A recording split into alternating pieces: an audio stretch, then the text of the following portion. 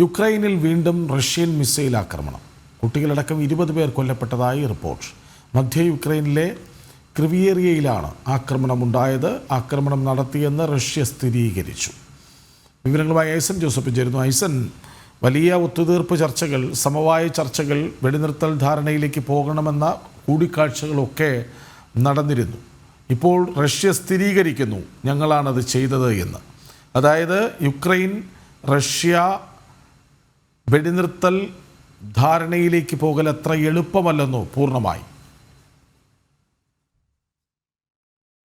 Ukraine Russia വെടിനിർത്തൽ ധാരണ പൂർണ്ണമാവുക എളുപ്പമല്ല എന്നതിനേക്കാൾ കുറെ കൂടി ആ പ്രശ്നം സങ്കീർണമാകുന്നു എന്നൊരു യാഥാർത്ഥ്യം കൂടി നിലനിൽക്കുന്നുണ്ട്. മറ്റൊരു പ്രധാന വിഷയം എടുത്തു പറയേണ്ടത് ഭാഗികമായ വെടിനിർത്തൽ ഇരു രാജ്യങ്ങൾക്ക് തമ്മിലിടയിൽ നിലനിൽക്കുകയും ചെയ്യുന്നുണ്ട് എന്നതൊരു യാഥാർത്ഥ്യം തന്നെയാണ്. നമുക്കറിയാവുന്നതാണ്, കരിങ്കടലിലെ വെടിനിർത്തലിനുള്ള ധാരണ ഇരു രാജ്യങ്ങളും അംഗീകരിച്ചിരുന്നു. സ്വാഭാവികമായും 3ഓളം അന്താരാഷ്ട്ര തുറമുഖങ്ങളെല്ലാം തന്നെ യുക്രൈന്റെ ഇതുവഴി തുറന്നു കിട്ടുകയും സ്വാഭാവികമായും റഷ്യയുടെ തുറമുഖങ്ങളെല്ലാം തന്നെ തുറക്കാനുള്ളൊരു സാഹചര്യം ഉണ്ടാവുകയും അതുപോലെ ഈ എണ്ണ വിൽപ്പനയെ സംബന്ധിച്ചുള്ള വിഷയങ്ങളിലെല്ലാം തന്നെ കാര്യമായ ഇടപെടൽ നടക്കാനുള്ള ഒരു സാധ്യത കരിങ്കടലിലെ വെടിനിർത്തൽ ധാരണ നടപ്പായതോടെ യാഥാർത്ഥ്യമായിരുന്നു. മറ്റൊരു സുപ്രധാന വിഷയം എടുത്തു പറയേണ്ടത് റഷ്യ ഇവിടെ വൈദ്യുതോൽപാദന കേന്ദ്രങ്ങൾ ആക്രമിക്കില്ല, അത്തരത്തിലുള്ള ആറ്റോമിക് സെന്ററുകളിലൊന്നും ആക്രമണം നടത്തില്ല എന്ന റഷ്യയുടെ ധാരണയാണ്. ഇത്തരത്തിൽ 2 ഘട്ടങ്ങളിലായി പരിശോധിക്കുമ്പോൾ വെടിനിർത്തൽ ധാരണ പ്രായോഗികമായി നടപ്പായ 2 ഭാഗികമായ ഘടകങ്ങളുണ്ട് എന്നതൊരു യാഥാർത്ഥ്യമാണ്. എങ്കിൽ കൂടി മധ്യ യുക്രൈൻ നഗരത്തിൽ നടന്ന ഈ ആക്രമണം അതിസങ്കീർണമായ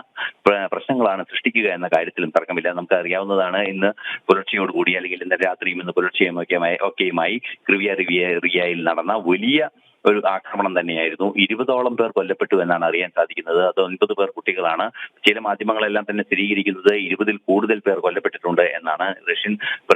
യുക്രൈൻ പ്രസിഡന്റ് സെലൻസ്കിയും ഇക്കാര്യം വളരെ കൃത്യമായി പറയുന്നുണ്ട്. അദ്ദേഹം അവസാനം പ്രസ്താവന നടത്തുമ്പോൾ 18 പേർ കൊല്ലപ്പെട്ടു എന്നാണ് അറിയിച്ചിരുന്നത്. എങ്കിൽ കൂടി അതിൽ 9 കുട്ടികളുണ്ട് എന്നത് ഗൗരവതരമാക്കുന്നുണ്ട് വിഷയം എന്ന കാര്യത്തിലും തർക്കമില്ല. ഇത്തരത്തിൽ ആക്രമണം നടന്നു എന്നത്, അതായത് മിസൈൽ ആക്രമണം നടന്നു എന്നത് റഷ്യ സ്ഥിരീകരിക്കുകയും ചെയ്യുന്നുണ്ട്.